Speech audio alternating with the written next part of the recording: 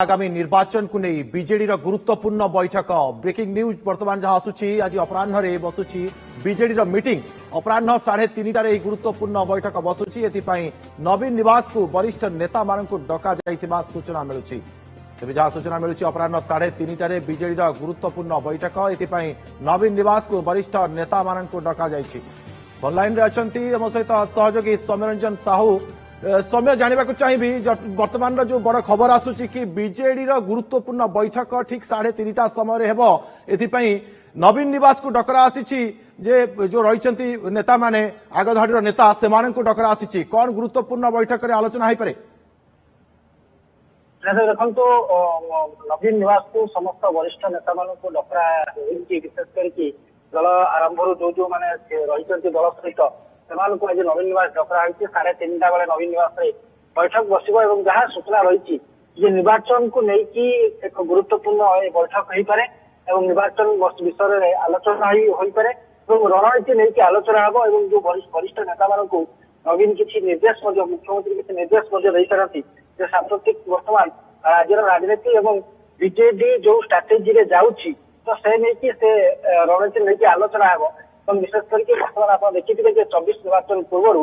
दल सबुठ बड़ टेंशन साजी विद्रोही कहीं देखिए आशायी लंबा तालिका रही प्रतिदिन नवीन निवास आशायी भिड़ जमुची असंतुष्ट भिड़ जमी देखा मिलूँ कि जदियो सबू निर्वाचन में आशायी विद्रोह देखा मिले किंतु चलित वर्ष चलित निर्वाचन में अधिक देखा मिलूँ जोटा कि मैनेज करिबारे दल एथर कोठा कोठी टिके बैकफुट रही विद्रोही को असंतोष को मैनेज करिबारे टिके बैकफुट रही तो मुख्यतः ता ऊपर मध्ये आलोचना हो पारे दल को स्ट्राटेजी रे जीवो एवं विशेष करके विद्रोही एवं असंतोष को केमिति मैनेज करिवो एवं तांको मैनेज करके निर्वाचन लड़िबो ता सहित निर्वाचन रणनीति ऊपर संपूर्ण रणनीति ऊपर आलोचना हो पारे जेतु वरिष्ठ नेता माने जोगदेवे तो निहाती भावे सुप्रीम वरिष्ठ सहित निर्वाचन विषय अनेक आलोचना करिपारंती रणनीति विषय आलोचना करिपारंती जो स्ट्राटेजी बीजेडी चलीथिला जे विकास कथा कहतु रूपांतरण काम को लेकिन लोक पाक जावा कथा कहतु ए सब प्रसंग में बीजेडी केते दूर आगे पारिछि एवं केते आउ कौन कौन कार्यक्रम हाथ को नब या भीतर जेतु निर्वाचन तो आखि मात्र सप्ताह रही तो या भीतर आउ कौन कौन कार्यक्रम हाथ को नब से नहीं वरिष्ठ नेता मान सहित आलोचना करेंगे सुप्रीमो एवं जहाँ किसी निर्वाचन किसी टैक्स वरिष्ठ नेता को दे पारती कहीं मुझे कथा कहती विद्रोही को मैनेज करवा वर्तमान सबुठ बड़ चैलेंज दल पाखे कहीं नवीन ट्रस्ट नवीन ट्रस्ट काम करूनी विशेष करके सुप्रीम को भरोसा नेता पाखे ना सुप्रीम को विगत किछि दिन धरी आमे जेमति देखि पारुछे कि किछि दल डेकी सीधा पद्म पोखरी को जाउछंती तो से ऊपर किसी गोटे चर्चा हो पारे कि बेसी कारण वर्तमान गोटे पर गोटे स्टैंडिंग विधायक माने मध्य लंफ प्रदान करुछंती दुर्गा देखो नजर पकड़ा गत किछि दिन में पाखापाखि 4 विधायक जो मैंने किसी 2 जन जी बहिष्कार होते आउ 2 जन निज आड़ दल छाड़ी बीजेपी सामिल होती 6 जन पूर्वतन विधायक बीजेपी सामिल होती तो कहते कौटी जो कथा कहते विद्रोह असंतोष टिकेट कटिबा आशंकार जो विद्रोह वर्तमान करुँच बीजेपी नेता माने एवं आशायी माने जो भाई असंतुष्ट प्रकाश करुँच खोलाखोली लड़ार धमक दौरान विद्रोही हबार धमक दौरान तो ये कौटी ना कौटी गोटे दल सबुठ बड़ टेंशन साजी कथा कहते 24 निर्वाचन में बर्तमान विरोधी अपेक्षा विद्रोही बर्तमान अधिक टेंशन साजी बीजेडी तो ताकू केमती मैनेज कर वरिष्ठ नेता मान किसी दायित्व दि जाए पारे से मैनेज करने मैनेज करने कौन दल स्ट्राटेजी आपणाइब केमती मैनेज करा कौटी थैथान करा को नेता विद्रोही अच्छा मैनेज करने दल कौन रणनीति तैयारी कर किसी नेता किसी वरिष्ठ नेता को दायित्व दे पारे दल तो 3:30 बेले जो बैठक अच्छी 3:30 नवीन निवास समस्त वरिष्ठ नेता मान रखा तो विशेष करके निर्वाचन रणनीति पर आलोचना हम सहित जो कहते विद्रोही और असंतुष्ट को दल केमती मैनेज कर कौन रणनीति नब सहित आज जेतु मात्र किसी सप्ताह रही निर्वाचन या भितर कौन आउ कार्यक्रम हाथ को नब एवं विशेष करके आउ केते लोक जो रही दलर नेता क्यों मान डकरा आगधाड़ी नेता अच्छा से संपर्क में किसी सूचना रही कि देखो जहाँ वर्तमान पर्यंत ना सामना को आसी ना किसी वरिष्ठ नेता जो मैंने कि दल सहित ପ୍ରତିଶୋଧନ ଠାରୁ ଜଡିତ ହେଇକି ଅଛନ୍ତି ଏବଂ ଯୋଉମାନେ କି ବିଶେଷ କରିକି ବରିଷ୍ଠ ପଦବୀରେ ମଧ୍ୟ ଅଛନ୍ତି ସେମାନଙ୍କୁ ଡକାଯାଇଥିବା ଯାହା ସୂଚନା ମିଳିଛି ଏବଂ 3:30 ସମସ୍ତଙ୍କୁ ନବୀନ ନିବାସ ଡକାଯାଇଛି ଏବଂ ନବୀନ ନିବାସରେ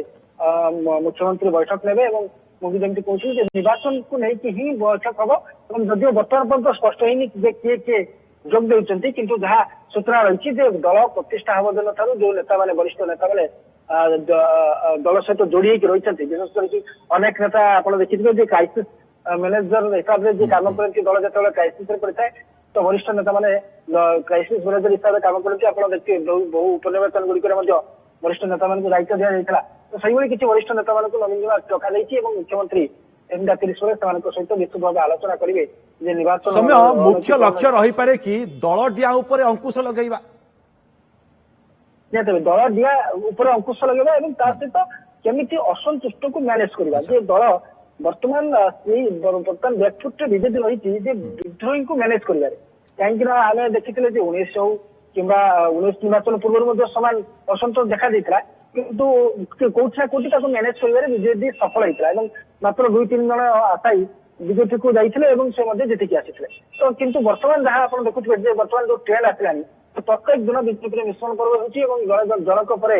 ଜଣେ ବିଜେପି ନେତା ଦଳ ଛାଡୁଛନ୍ତି ଏବଂ ବିଜେପିରେ ଯୋଗ ଦେଇଛନ୍ତି ତ କୋଉଠି ନା କୋଉଠି ସେଇଟା ଗୋଟେ ବଡ ଟେନସନ ଏବଂ ତା ସହିତ ଖୋଲାଖୋଲି ଆପଣ ଦେଖିଥିବେ ଯେ ଯୋଉଭଳି ଭାବେ ପ୍ରତିଦିନ ନବୀନ ନିବାସରେ ଆଶାୟୀଙ୍କ ସଂଖ୍ୟା ବଢୁଛି ଏବଂ ସେମାନେ ମଧ୍ୟ ଖୋଲାଖୋଲି ଦଳକୁ ଚେତାବନୀ ଦଉଛନ୍ତି ଯେ